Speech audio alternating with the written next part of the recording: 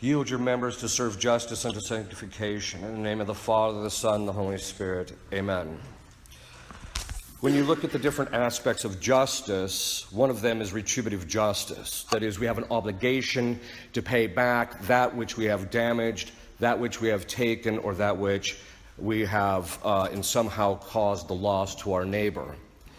And this retributive justice is paying back has a specific structure. We know this from the natural law. All human beings recognize this. And the first is that we have to pay back to what they used to call in Latin ad rem. You had to pay the thing back. So if I steal from you 50 cents, I have to give you back 50 cents. Or if I take something that is of the value of 50 cents and I can't restore that particular item, I have to pay you back at least to that amount. The other is what they called ad personam. You had to pay back to the person that you took it to. It's not enough for me to take money from you and give it to Paul, so to speak. You can't rob Peter in order to pay Paul, as they used to say. The point being is that we have an obligation to pay back the thing that we have taken to the degree that we can. There are some sins, and this, by the way, applies to God as well.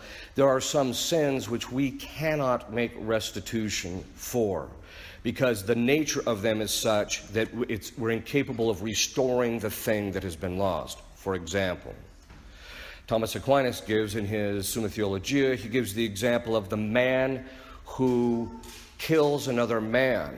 He cannot restore the life of the individual, and therefore he cannot pay back to society what is owed to him, which is why St. Augustine says that in the man giving up his own life through capital punishment, he is at least restoring the order to the degree that he can. And therein lies an important point, that if we can't pay back the exact thing that's been taken, then we should try and pay back to the degree that we can. In relation to God, retributive justice is called reparation. And most people fail in making adequate reparation in the course of their life. It's not just a matter of justice, it's also a matter of charity. But as to the matter of justice, reparation occurs we have to make reparation in several areas. We have to pay back to God in several areas. The first is that the sin itself. All the saints in the entire moral tradition say that sin is in the will. And so once we commit this sin, there's a legal binding force in relationship to that sin to us. And it's only through the absolution of a priest that sin, if it's moral, can actually be remitted. That the bonds of justice in relationship to God can actually be remitted. That, and of course, perfect contrition. Of course, we all know that. Everybody thinks that perfect contrition grows on trees, whereas the Church has said quite the contrary, that it's an extraordinary grace, which means it's above and beyond the normal means of things, and it occurs rarely. So you hear people say, well, I'm in a state of mortal sin, I'll just quickly make a perfect act of contrition. Good luck. I hope God gives you the grace for it. But the point being is that the sin in our will has to be remitted by God, and that comes normally through confession. So the first way you make restitution or reparation to God is you have to go back, confess, and basically make the thing right, at least in relationship to admit that what you've done is wrong. Leo the X said that when we confess sins from our past life that have already been forgiven in confession, we can actually make reparation for those sins by doing so.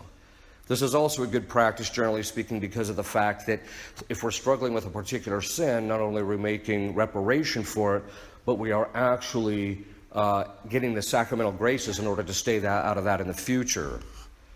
Then in every sin, in addition to it being in the will, every time you sin, you use your other faculties, which means every time you commit a sin, your faculties become disordered. Numerous times, people will come into the confessional, and they'll say, Father, I fell into the state of mortal sin. Usually it's in the area of the sixth commandment. And so I decided just to enjoy myself. And so I committed X number of sins. Now, most people think, well, I've lost my state of grace, and so I've lost the primary thing. This is true. But every single time you do it, you gravely offend God. Each time. Second, each time you do it, you gravely disorder your faculties. And as a result of that, those faculties have to fall back. They have to be reordered. That means that each time you do it, you increase the vices that occur. So how do you correct this? The primary way that you make restitution in relationship to God, your faculties in this life, is by developing virtue, finding out what your vices are and working on the opposite virtue. You either have to do it in this life or you're going to have to do it in purgatory, because nobody gets to stand in the sight of God with even the slightest blemish on their soul. And that being the case, you got to make sure that every single defect, which is another name for vice or disordered inclination, every single defect is removed. But this is the principal way that you do it. You stop sinning, and then you start developing those virtues. Another way is through prayer, because prayer reorders our faculties towards God, because you're using your lower faculties and directing them towards God in meditation, in the vocal prayer, and things of this sort. There's also penance and mortification. Because we've very often through our sin indulged ourselves in some fashion, our lower faculties become disordered, and so we have to deny them. We have to do things that are contrary to them. And this usually comes in the form of pain. Most people spend all their time trying to avoid pain. But in point in fact, it's through suffering that the purification occurs, and it's through the suffering that we can make restitution or reparation to God.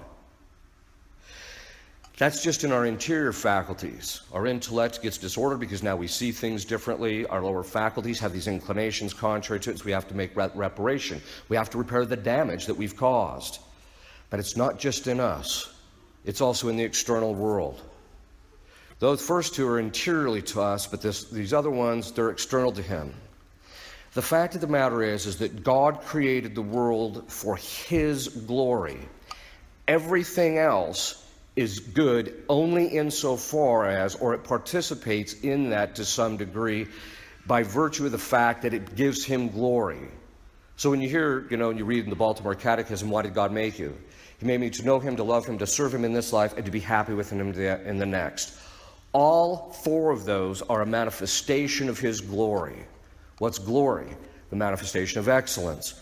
And so this is exactly why He made us, to manifest His perfections.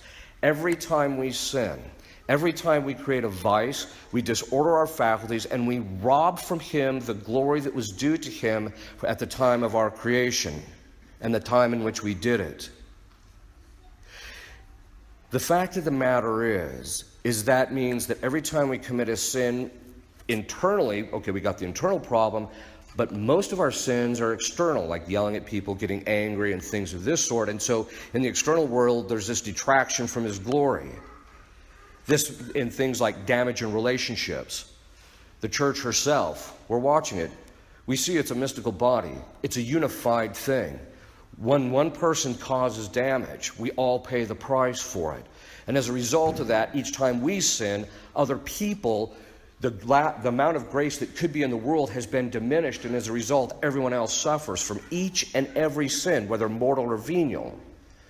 And this is why it's so important for us to make the restitution, not just to God, but also to our neighbor. We have an obligation to restore our relationships. Say we're sorry, own up to it, take the punishment if it comes. The second thing is making sure that you're praying for those that you might have detracted again or done something against. The fact of the matter is that the world is a worse place because you, the one sitting in the pew, is not a saint. If you were a saint on the level of someone like Padre Pio or someone of that sort, the world would be a different place, but it's not. And this tells you that you've detracted somehow from what God had intended.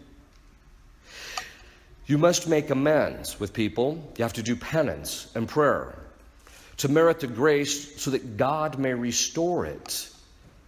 You have to do those things in order to restore it. But these are all required just in the order of justice. What of charity? Charity requires a bit more. If you really love God, if you really love Him, it would be suffering to you to see Him hurt each time someone commits a sin, yourself particularly. It would cause you pain in the reflection of how good He is and how much He has to suffer in relationship to what you've done to Him. Let's all be very clear. the more purified and perfect your heart, the more sensitive it is, the more tender it is to being wounded. And the fact of the matter is that God, Christ, had the most tender heart of all. So each time we commit a sin, we hurt him. My question is how much do you love him? Does that really bother you? If it doesn't, you need to start working on fear of God. Not wanting to offend him. And you need to work on charity, loving him.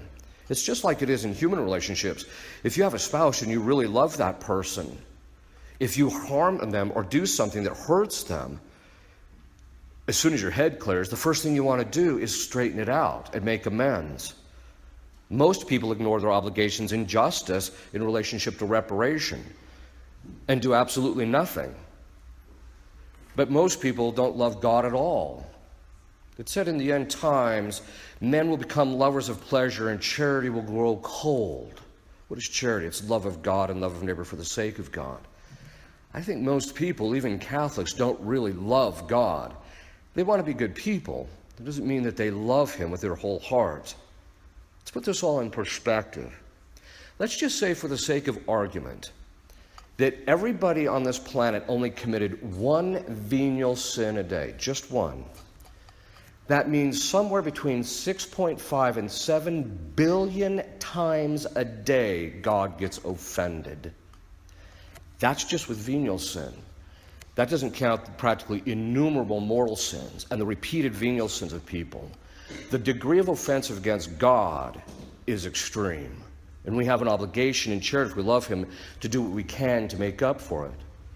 Christ said to St. Margaret Mary when he appeared to her to talk to her about the necessity to promote the devotion to the Sacred Heart, he said that the thing that hurts him the most is people's indifference. Another name for that is lack of charity. They do not love him. So what does this mean? It means that if we really love him, we're going to try and do things to make up for him. When someone in our family offends one of our parents and we really love them, or our spouse, we will go to that person, they're not the person that offended it, but the person who was offended, independently of that, and say, look, I'm really sorry this happened. Why don't we go out to dinner tonight or something of that sort to kind of make it up to ease the pain of it.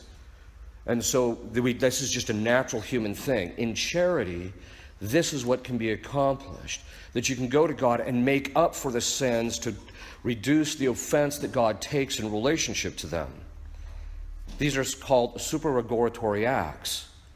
That is, things above and beyond our obligations. This is where we make up for the offenses against God for others. This again comes in the form of prayer and penances, making holy hours of reparation, having masses said in reparation to our Lord for the sins of others. When we look at Christ on the cross, we see his wounds, and the largest one is in the heart. For the indifference, coldness, hatred, and rejection of man from someone who loved us so much that he gave up his own life for us. The more we love someone, the more they offend us, the more painful it is.